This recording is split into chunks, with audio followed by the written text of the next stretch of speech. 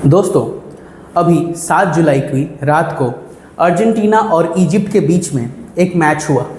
ये match FIFA world cup जो चल रहा है उसका राउंड ऑफ 16 का मैच था और इस मैच में इजिप्ट टिल 79th मिनट 2-0 से लीड कर रही थी अर्जेंटीना से, है ना।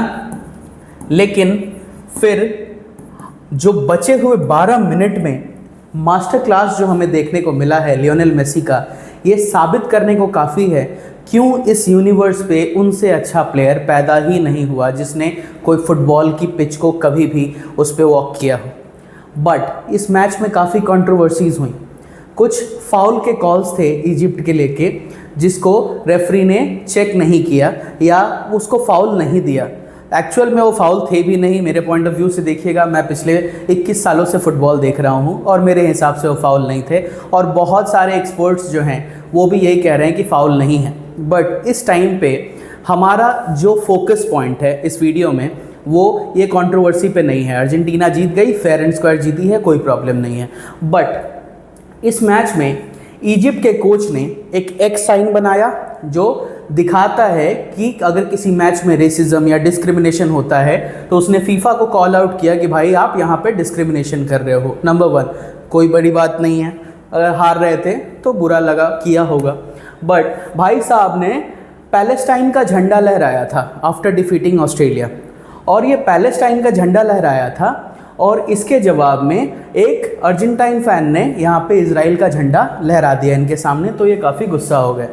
इनके बारे में जो पता चला है कि इनका जो पर्सनालिटी है कुछ ऐसा ही है। 2016 में एक फुटबॉल मैच के दौरान जब इनकी टीम हारने लगी तो एक फोटोग्राफर को इन्होंने दौड़ा कर पिच में उसको एक तरह से इन्होंने मारा। उसके बाद इस बंदे को 4 दिन की जेल में भी रहना पड़ा था। लेकिन फिर भी इस मैच के बाद इन्होंने पैलेस्टाइन का झंडा लहराया। तो मैं यहाँ पे आपको बताना चाहता हूँ इस पर्सन की हिपोक्रेसी के बारे में, कितना हिपोक्रेट आदमी है ये। कैसे? क्योंकि ये जिस टीम का अगर आप देखेंगे कि रिप्रेजेंट कर रहा है वो है इजिप्ट और इजराइल में अगर आप देखें तो ये बता रहा है कि भाई हम पैलेस्टाइन के साथ है। बहुत अच्छी बात है, रहो। तो फिर इजिप्ट के साथ धंधा क्यों करते हो यार, है ना। अमेरिका के साथ धंधा क्यों करते हो जो ओपनली इजिप्ट को मतलब इजराइल को सपोर्ट करता है ना। फिर भी अगर आप देखें तो अमेरिकन असिस्टेंस सबसे ज़्यादा मिलता है इजिप्ट को। ये मैं नहीं कहता, आप देखिए ना, मैं आपके सामने डेटा लेकर आया हूँ। ये देखिए, ये डेटा है आपका। ये जो American Chamber of Commerce in Egypt है, ये देखते हैं कि Egypt and US have been long amicable partners और इनके बीच डिप्लोमेटिक रिलेशन है और इजिप्ट को ऑन एन एवरेज $2 बिलियन मिलता है हर साल एज एन असिस्टेंस। उसके बाद धंधा करते हैं 100 अलग आपस में। उसके बाद ये देखिए, इजिप्ट और इजराइल के बीच में गैस डील है और ये गैस डील अगर आप देखें तो नियर अबाउट 34.7 बिलियन है। तो भाई साहब आप ये हिपोक्रेसी क्यों दिखा रहे हो? अगर देखें ना तो पैलेस्टाइन एक एक्सक्यूज़ बन गया है हर बार हर देश के लिए कि हाँ भाई हम इजराइल के खिलाफ खड़े हैं, मैं इजराइल के साथ हूँ, खिलाफ हूँ, ये मैटर ही नहीं करता। मैं आपको बस हिपोक्रेसी बताना चाहता हूँ कि जो OIC है, ऑर्गेनाइजेशन ऑफ इस्लामिक कंट्रीज़, इसमें 57 कंट्रीज़ हैं जो मुस्लिम कंट्रीज़ हैं या वहाँ पर मुस्लिम पॉपुलेशन है, लेकिन इनमें से केवल एक कंट्री है जो हमेशा इजराइल के खिलाफ अपना जो स्टैंड है हमेशा इन्होंने ये रखा कि हाँ हम इजराइल को पसंद नहीं करते, हम उन्हें मिटा देना चाहते हैं, and that only country is Iran. तो फिर ये हिपोक्रेसी क्यों? आज की वीडियो में हम जो आपको मेजरली ये बताना चाहते हैं कि इजराइल और इजिप्ट के बीच में झगड़ा क्या है, कितने दिनों से है, क्या झगड़ा अभी भी है या पीस डील साइन हो चुकी है। तो सच्चाई ये पूरे वीडियो में हम उसी के बारे में आज डिस्कशन करना चाह रहे हैं। आइए शुरू करते हैं।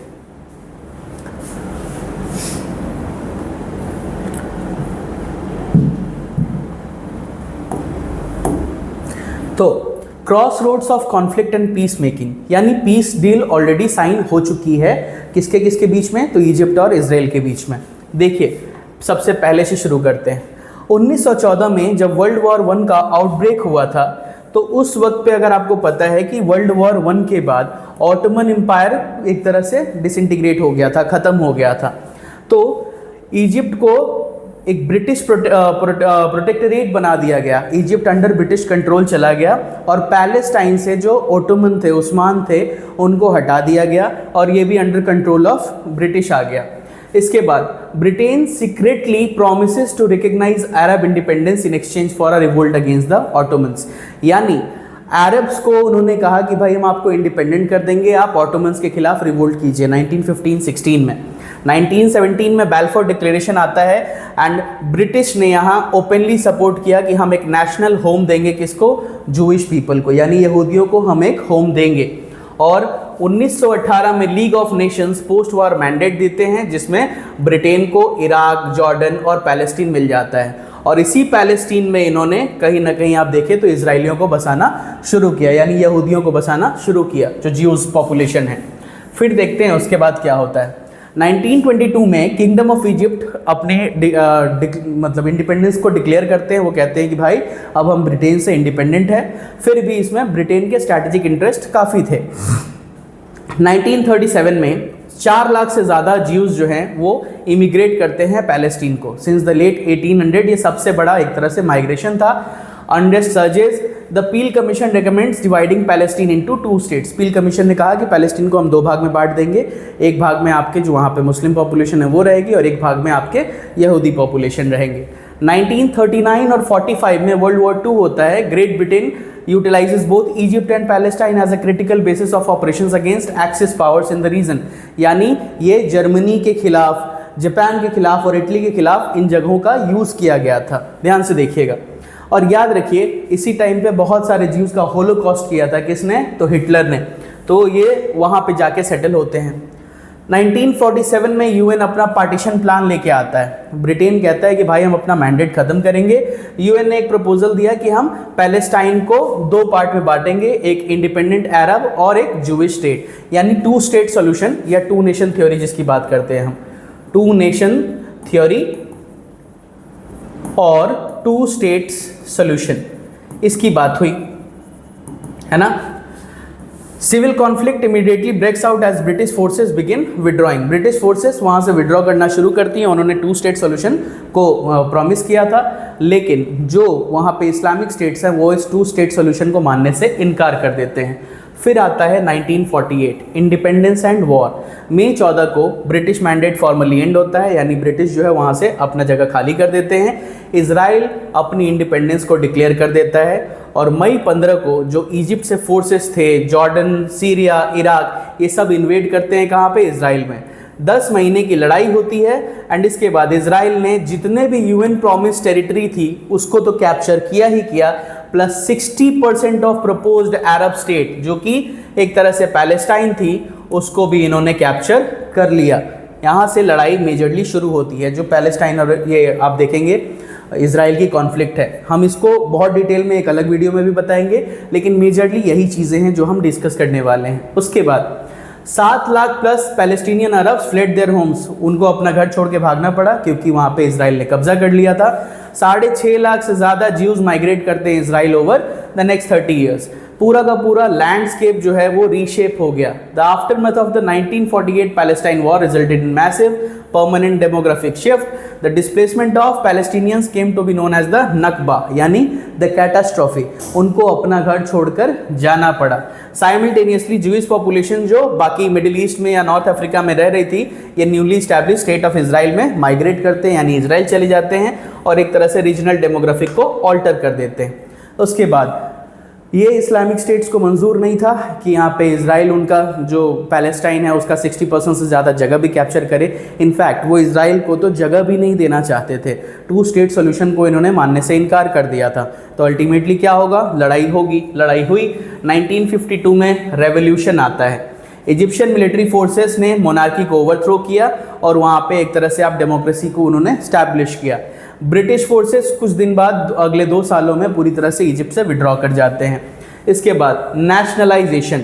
जुलाई 1956 में प्रेसिडेंट गमाल आब्देल नासिर ने सुएज कनाल को एक तरह से नेशनलाइज कर दिया और उन्होंने कहा कि भाई साहब हम जो भी इजरायली शिप्स हमारे इसमें स्ट्रेट्स ऑफ टिरान में जा रही हैं हम उनको अलाउ नहीं करेंगे। उन्होंने इजरायली शिप्स के लिए एक्सेस ब्लॉक कर दिया। सुएज कनाल उनको यूज़ नहीं करने देंगे। उसके बाद द ट्राईपार्टाइट इन्वेजन। अक्टूबर नवंबर 1956 में Israel, Britain and France invade करते हैं कहाँ, इजिप्ट को। होना ही था क्योंकि इजिप्ट ने एक तरह से फ्रांस और ब्रिटेन जिन्होंने एक तरह से ये सुएज कैनल बनवाया था, इनके ऊपर भी कहीं ना कहीं बहुत ज़्यादा इनसे ज़्यादा चार्जेस लेना शुरू कर दिया सुएज कैनल को यूज़ करने के लिए। एंड अल्टीमेटली एक तरह से इन्होंने इन्वेड किया क्योंकि इनके लिए मजबूरी हो गई थी। सुएज कैनल एक बहुत बड़ा मेजर रूट है अगर आप जानते हैं। इंटरनेशनल प्रेशर आता है यूएस, यूएसएसआर और यूएन से, एंड अल्टीमेटली ये लोग विड्रॉ करते हैं। फिर यूएन फोर्सेस बॉर्डर पे आते हैं।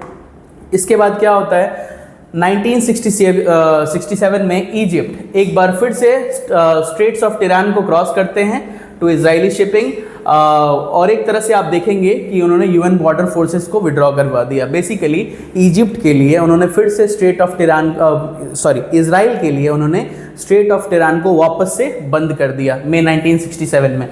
5 जून को इजराइल इस बार चुपचाप नहीं बैठता, उसने बोला कि ना, इस बार हम प्रॉपर जवाब देंगे।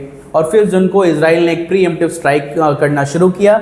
6 डेज वॉर होती हैं। सिर्फ 6 डेज के अंदर इजराइल ने पूरा का पूरा गाजा स्ट्रिप को सीज कर दिया और सिनाई पेनिनसुला दोनों कैप्चर कर लिया। किससे? इजिप्ट से। जॉर्डन से वेस्ट बैंक को कैप्चर कर लिया और सीरिया से गोलन हाइट्स को कैप्चर कर लिया। ये सब नाम आप कंटिन्यूसली सुनते होंगे, फिर से ध्यान से देखिएगा। जब मई 1967 में इजिप्ट ने वापस से इजराइल के लिए जो आप देखेंगे कि सुएज कैनाल बंद किया, स्ट्रेट ऑफ टिरान को क्लोज किया, तो अल्टीमेटली इजराइल ने इस बार एक लॉन्च किया अपना वॉर अगेंस्ट इजिप्ट, और इसमें बहुत सारे देश आए इजिप्ट का साथ देने के लिए, जिसमें आपके पास जॉर्डन भी आते हैं और सीरिया भी आते हैं। ये तीनों देश आए लड़ने के लिए इजिप्ट इजराइल से, और इजराइल ने इनको बहुत ही बेहतरीन तरीके से, इतना बुरा तरीके से मारा कि उसके बाद इनका हालत ही ख़राब कर दिया। सिर्फ 6 दिनों के अंदर उन्होंने गाजा स्ट्रिप और सिनाई पेनिनसुला कैप्चर कर लिया इजिप्ट से, वेस्ट बैंक ले लिया जॉर्डन से, और गोलन हाइट्स ले लिया सीरिया से। This swift and decisive conflict drastically altered the region's borders and the geopolitical balance.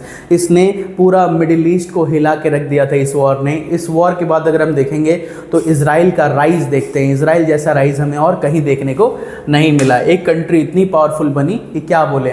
फिर आता है योम किपुर वॉर। ये एक सरप्राइज अटैक था अक्टूबर 1973 में। इजिप्ट और सीरिया ने मिलकर एक कोलिशन बनाया और एक सडन अटैक किया ताकि सिनाई पेनिनसुला को दोबारा से रीटेक कर सके और गोलन हाइट्स ले सके from the on the Jewish Holi day. यानी जूइश में जानते हैं कि वो मूसा को प्रे करते हैं, तो जो होली डे था उनके लिए, उनका एक फेस्टिवल के दिन इन दोनों ने मिलकर एक सरप्राइज अटैक लॉन्च किया। इसके बाद क्या होता है, The conflict quickly escalated Cold War tensions with the Soviet Union supplying Arab forces and the US supplying Israel.